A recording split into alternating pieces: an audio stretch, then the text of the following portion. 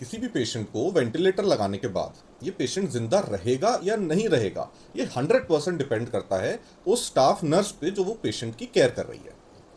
अब ऐसा क्यों बोला गया है? वो इसलिए क्योंकि डॉक्टर आएंगे, वो वेंटिलेटर की सेटिंग करेंगे, रिपोर्ट्स देखेंगे, एबीजी की रिपोर्ट देख लेंगे कि पिछले 24 घंटे में कितने एबीजी हुए, क्या रिपोर्ट आए, और डॉक्टर्स और कंसल्टेंट्स तो आके देख के अपना ट्रीटमेंट लिख के और वेंटिलेटर की सेटिंग्स करके चले जाएंगे। लेकिन जो नर्सिंग केयर होता है ड्यूरिंग वेंटिलेटर,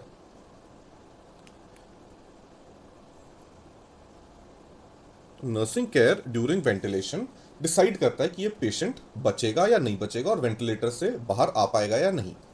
सबसे पहली चीज जो मॉनिटर करनी होती है वो होता है पेशेंट का ऑक्सीजन मॉनिटरिंग। ऑक्सीजन मॉनिटरिंग का मतलब हो गया पेशेंट का सैचुरेशन ऑफ ऑक्सीजन, यानी कि SpO2। ये SpO2 95 से 100 के बीच में होता है नॉर्मल, और वेंटिलेटर पे 95 और 100 के बीच में ही रहना चाहिए। दूसरा होता है एबीजी मॉनिटरिंग। एबीजी मॉनिटरिंग के वक्त मेनली 4 चीजें देखी जाती हैं: पेशेंट का पीएच, पेशेंट का bicarb, PO2 and PCO2।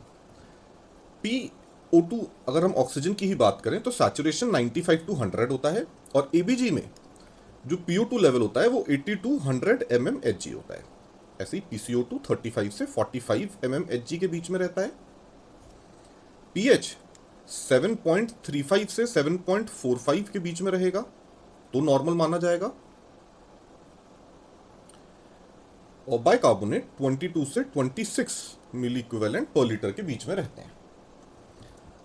Oxygen और एबीजी मॉनिटरिंग के बाद एक चीज आपको समझनी जरूरी है जो हम इस डायग्राम से समझेंगे, कि ये जो वेंटिलेटर है ये एक क्लोज्ड सर्किट होता है। यानी कि ये देखिए, ये आया पहला ट्यूब, ये आई दूसरी ट्यूब, ये दोनों ट्यूब आगे जाके कंबाइन करके ईटी ट्यूब के इस वाले पोर्शन से अटैच्ड हैं, और जो ये दूसरा पोर्शन है ईटी ट्यूब का, ये यहां पे अंदर है। ये वाला जो नीचे वाला पोर्शन है ये यहां पे होता है, और फिर यहां पे हमारे लंग्स होते हैं। तो अब ये जो पूरा सर्किट है ये क्लोज्ड सर्किट है, मतलब इसमें कहीं पे भी एयर अंदर जाने की या एयर लीक करने की गुंजाइश नहीं होती। अब मान लीजिए ये ईटी ट्यूब, ये हमारा ट्रेकिया है, और ये ईटी ट्यूब है जो कि यहां ऐसी डली हुई है, और ये ईटी ट्यूब की ओपनिंग है। यहां पे इसके ऊपर एक कफ लगा होता है। जब ये डिफ्लेटेड होता है तो ऐसा होता है, जब इसमें हवा नहीं भरी है। तो अब हम इसमें अगर हवा भर देंगे तो ये इन्फ्लेट होके जो भी ट्रेकिया के आसपास का एरिया है जहां पे ट्यूब नहीं है उसको ब्लॉक कर देगा। अब अगर वेंटिलेटर से एयर यहां जाएगी तो ये सीधा लंग्स में जाएगी।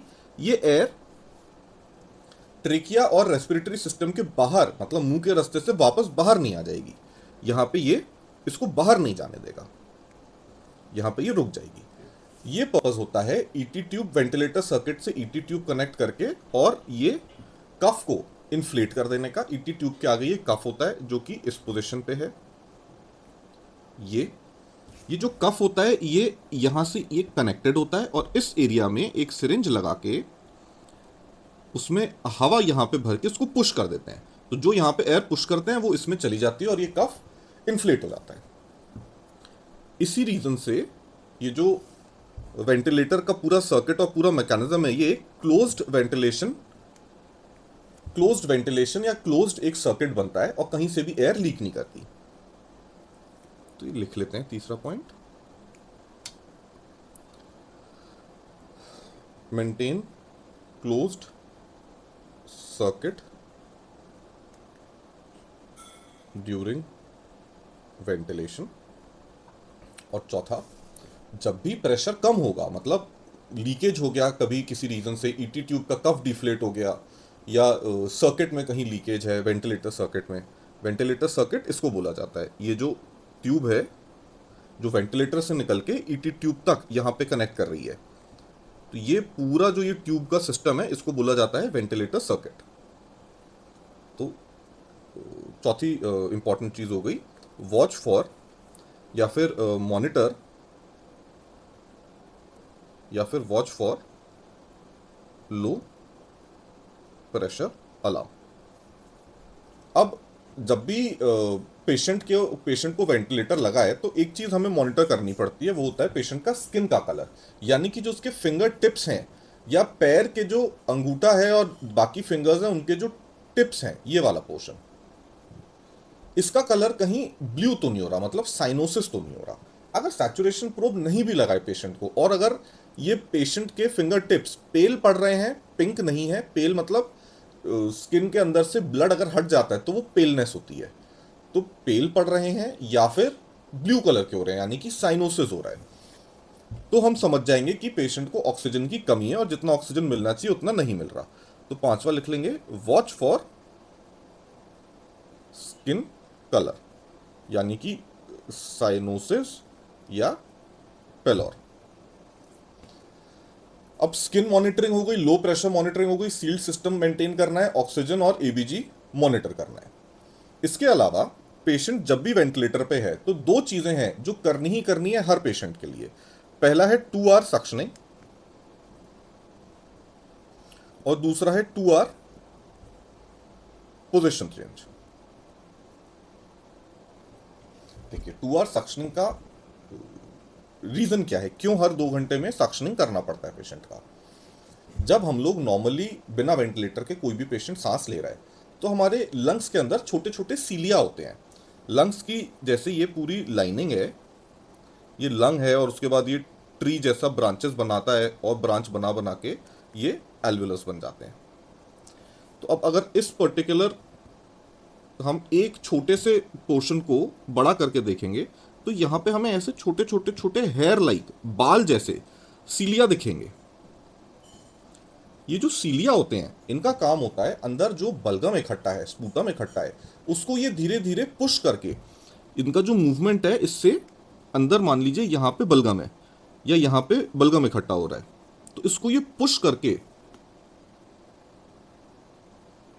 टुवर्ड्स ट्रेकिया ये भेजता है और ये हम लोग खांस के बाहर निकाल देते हैं। वेंटिलेटर में क्लोज सर्किट है, पेशेंट तो खांस भी नहीं पा रहा, हो सकता है मसल पैरालिसिस करने के हमने एजेंट दिए हों, तो ये बलगम अंदर फंसा रह जाता है। और अगर अंदर स्पूटम भरा हुआ है, एक्सपेक्टोरेशन भरा हुआ है, ये बलगम भरा हुआ है, तो चाहे कुछ भी कर लो पेशेंट ठीक नहीं हो सकता। तो इसलिए चेस्ट फिजियोथेरेपी भी करी जाती है पेशेंट जब वेंटिलेटर पे होता है, और साथ ही साथ सक्शनिंग करा जाता है। तो जो सक्शन का कैथेटर होता है, वो सक्शन का कैथेटर पूरा यहां तक ट्रेकिया तक, ट्रेकिया और ट्रेकिया से थोड़ा आगे, मान लीजिए ये यहां तक ईटी ट्यूब डली हुई है, मान लीजिए यहां तक ऐसी ईटी ट्यूब डली हुई है और ये कफ इन्फ्लेटेड है, तो जो सक्शनिंग का कैथेटर है वो पूरा यहां तक आ जाता है और यहां पे जितना भी लंग्स ने स्पूटम अपना यहाँ पे छोटे छोटे सिलियरी मूवमेंट से या फिर फिजियोथेरेपी से फिजियोथेरेपिस्ट ने मूव करके लाए हुए हैं यहाँ पे, इसको ये सक्शनिंग से बाहर निकाल लेता है। तो हर 2 घंटे में सक्शनिंग करते हैं ताकि सिक्रीशंस अंदर भर ना जाए। इन सिक्रीशंस भरने से एक और प्रॉब्लम होती है, ये जो ईटी ट्यूब होती है ये ईटी ट्यूब ब्लॉक कर जाती है, इसमें सक्शन नहीं करेंगे तो स्पूटम आता है और स्पूटम आके 12 से 24 घंटे के अंदर अंदर ये जम जाता है और पूरी ट्यूब ब्लॉक कर देता है और हाई प्रेशर अलार्म बजता रहता है या फिर कोई और अलार्म बजता रहता है, सैचुरेशन कम रहता है। हम लोग वेंटिलेटर की कितनी भी सेटिंग चेंज कर लें, अगर ईटी ट्यूब ब्लॉक हो गया है सिक्रीशन से तो कभी वेंटिलेटर की सेटिंग चेंज करके ऑक्सीजनेशन हम उसका मैनेज नहीं कर पाएंगे।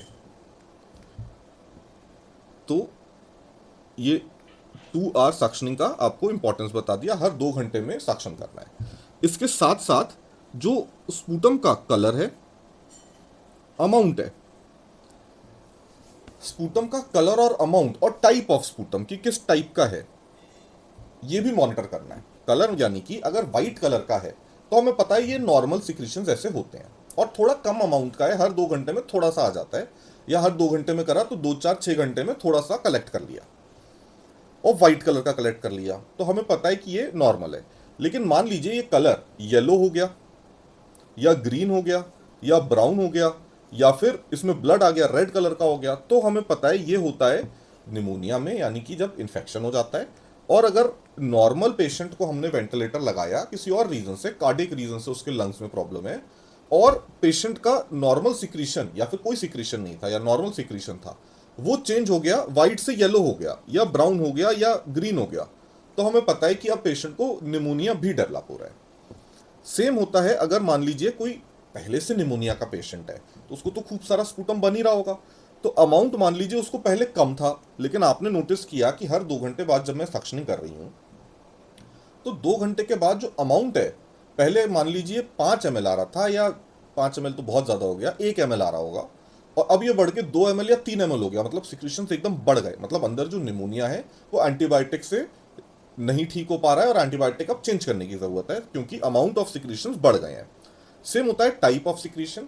अगर पहले पतला बलगम आ रहा है, मतलब जो उसका कंसिस्टेंसी है वो इतनी विस्कस नहीं है, वो इतना गाढ़ा बलगम नहीं है, और बाद में टाइप बदल गया, पहले पतला था अब पानी पानी जैसा था और अब गाढ़ा हो गया बलगम, उसके अंदर पानी कम है और उसके अंदर पुरुलेंस ज़्यादा है, यानी कि पस ज़्यादा है, तो उस टाइप को भी देख के हम बोल सकते हैं कि अंदर इन्फेक्शन बढ़ रहा है या कम हो रहा है।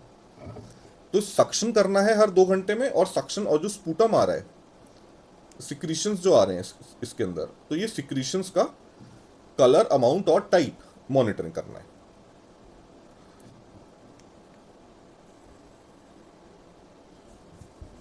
फिर होता है हर 2 घंटे में पोजीशन चेंज। जब भी पेशेंट अनकॉन्शियस एक पोजीशन में पड़ा हुआ है तो उसकी पीठ पे बेड सोर्स बन जाते हैं, तो इसके लिए हर 2 घंटे में पेशेंट का साइड चेंज कर दिया जाता है। एक बहुत अच्छी और बहुत आजकल कॉमन हो गई है प्रैक्टिस कि आईसीयू की जो घड़ी है उसी में ऐसे डिवाइड कर देते हैं, और ये जो घड़ी का कांटा है अगर ये 12 और 2 के बीच है तो यहाँ पे लिख देते हैं कि ये पेशेंट सुपाइन होना चाहिए। अगर 2 और 4 के बीच है तो यहाँ लिख देते हैं कि ये लेफ्ट साइड टर्न होना चाहिए, और 4 और 6 के बीच है तो लिख देते हैं राइट साइड। ऐसे दोबारा ये सुपाइन, फिर लेफ्ट, फिर राइट।